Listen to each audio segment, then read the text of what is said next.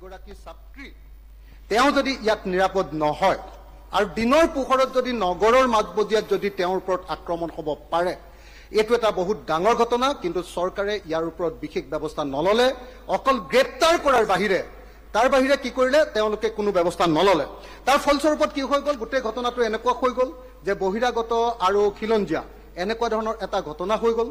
তাৰ পাছত দেখা গ'ল যে আপোনালোকে নিশ্চয় জানে যে তাৰ পাছত দুজন বিজেপিৰ সদস্য, এজন বিজেপিৰ সদস্য সুমানী নামৰ এজন বিজেপি সদস্যই তেওঁ আকৌ আমাৰ আন্দোলন কৰা এজন সদস্যৰ ওপৰত আপোনাৰ এজাহাৰ দিলে।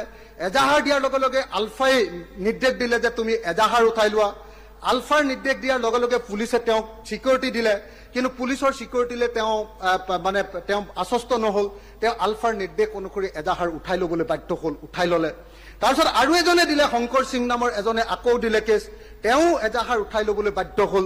আৰু তাৰ শেষত দেখা গৈছে, এইখন আপোনালোকে মই দৈনিক জনভূমি কাগজখন দেখুৱাইছো, তাত দেখিছে শিৱসাগৰত গণৰোষৰ ৰূপ দেখি সেও মানিলে শিক্ষামন্ত্ৰী ৰনোজ পেগুৰ সন্মুখত লৈ নথি স্বীকাৰ, তামোল পানৰ বঁটা খৰা আগবঢ়াই মাৰোৱাৰী সমাজৰ ক্ষমা প্ৰাৰ্থনা, আঁঠু ল'লে বহিৰাগত। মানে মই এইটোকে ক'ব খুজিছো যে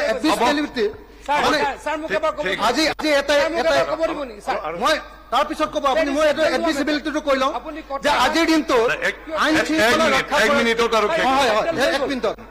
আজিৰ দিনটোত আইন শৃংখলা ৰক্ষা কৰাৰ ক্ষেত্ৰত অসম আৰক্ষী আৰু অসমৰ গৃহ বিভাগ সম্পূৰ্ণৰূপে ব্যৰ্থ হৈছে।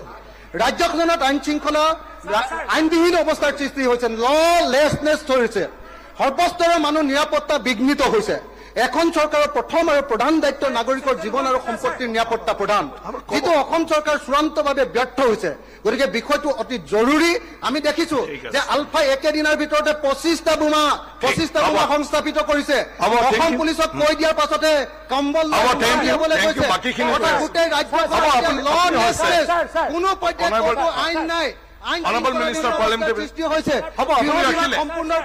আপুনি ৰাখিলে অখিল গগৈ ডাঙৰীয়া হ'ব প্লিজ। মই কৈ আছো আজিৰ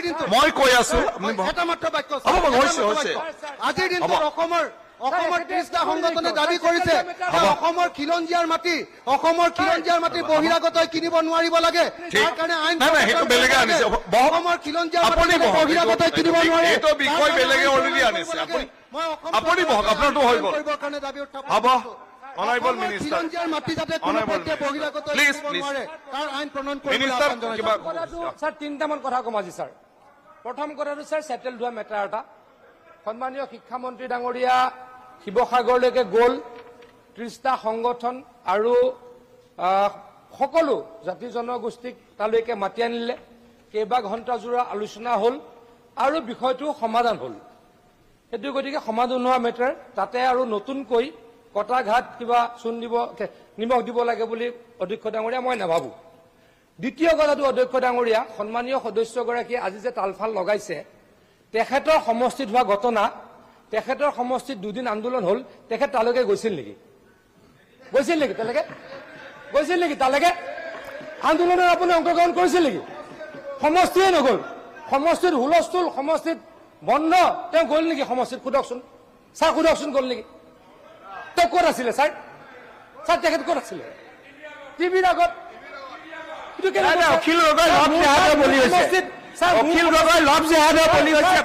মোৰ সমষ্টিত কিবা হ'লে মই দৌৰি যাম ছাৰ।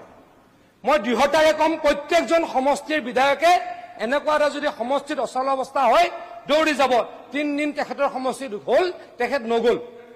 তেওঁ টিভিৰ আগত আৰু ফেচবুক লাইভ আৰু টিভিৰ আগত। মুঠতে অনুসূচিত জাতিৰ এগৰাকী ছাত্ৰী আপোনালোকৰ দিনত নিৰাপদ নহয়, হয়নে নহয়? অসমৰ মুখ্যমন্ত্ৰী 22গৰাকী ছোৱালী হৈছে, তেখেতে কৈ আছে। হ'ব মই কৈ আছো, তেখেতে ক'ব, আপুনিও ক'লে মোক পাৰ্চনেল এটেক কৰি আছে, মই উত্তৰটো দি লওঁ। আপুনি বহক, পাৰ্চনেল এটেকটো কৰি আছে, মই উত্তৰটো দি লওঁ। অসমৰ মুখ্যমন্ত্ৰীয়ে কৈছে যোৱা 2 মাহত 10গৰাকী অসমীয়া গাভৰু ধৰ্ষিত হৈছে আৰু বেলেগ আইন শৃংখলা সম্পূৰ্ণৰূপে ব্যৰ্থ হৈছে। অখিল গগৈ, আপুনি আপোনাৰ কথা ক'লে, আপোনাৰ কথা ৰাখিলে আপুনি বহকচোন, গৃহমন্ত্ৰীয়ে ছাৰ পদত্যাগ, প্লিজ আপুনি বহক। গৃহমন্ত্ৰীয়ে পদত্যাগ কৰিব আপুনি বহক, তেওঁ ৰেছপণ্ড দি আছে গৃহমন্ত্ৰীয়ে আপোনাৰ পদত্যাগ কথাটো। কৰিব লাগে ছাৰ মই পিছত কৈ আছো, আপুনি বহক, পদত্যাগ কৰিব লাগে নে নাই, আপুনি ছাৰ? বহক, ছাৰ বোমা ওলাইছে 25টা বোমা ওলাইছে ছাৰ আপুনি বহক।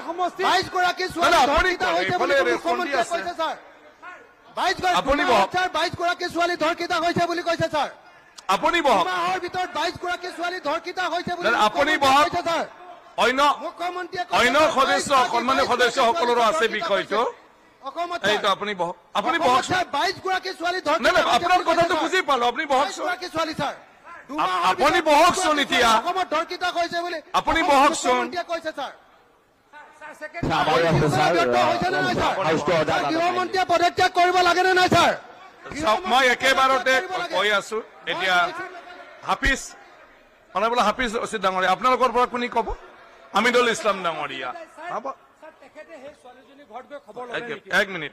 ছাৰ এই মুহূৰ্তলৈকে এসপ্তাহ হ'ল আমিনুল, ছোৱালী ছাৰ খবৰ ল'লে নেকি? ছাৰ খবৰ নালাগে ছাৰ 22 গৰাকী মহিলা 22 গৰাকী মহিলা ছাৰ তেখেতে কৈছে মুখ্যমন্ত্ৰীয়ে কৈছে ছাৰ 22 গৰাকী মহিলা ধৰ্ষিত হৈছে 2 মাহৰ ভিতৰত বুলি মুখ্যমন্ত্ৰীয়ে কৈছে ছাৰ ছাৰ এইটো বন্ধ ছাৰ এখাত চেঙালে দৌৰ মাৰে স্যাৰ আমাৰ ছাৰ, আমাৰ চেঙালে উত্থাপন দৌৰ কৰিব মাৰে দিয়ক পিছত বুবুলিলে দৌৰ মাৰে পিছত নিজৰ সমষ্টিৰ আপোনালোকে ছোৱালী একচেপ্ট খবৰ কৰে ল'ব নকৰে নাযায়। কৰিব আমাৰটো উত্থাপন ছাৰ, কৰিব দিয়ক তেওঁ নুশুনিবলৈ বেয়া পাইছে ছাৰ আৰে আপুনি ক'বলৈ নিদিয়ে স্যাৰ স্যাৰ সংসদীয় পৰিক্ৰমা মন্ত্ৰী কৈছো আমাৰটো উত্থাপন কৰিব দিয়ক পিছত এইটো পিছত আপুনি একেলগে হেৰি দিব আৰে, আপুনি কওঁতে এনেকে- আপুনি কওঁতে আমি উঠা নাই এনেকে তেওঁ মানে ব্যক্তিগতভাৱে তেওঁ- তৰ্ক তেওঁ- বিতৰ্ক ছাৰ, কৰাতকৈ ছাৰ, তেওঁ যে আজি গ'ল খাই আছে স্যাৰ সেইকাৰণে আপুনি the house is Sir, not in order the house is not in order sir ঠিক অনাবলে the house Aminul is Islam, not in order অনাবলে Aminul Islam.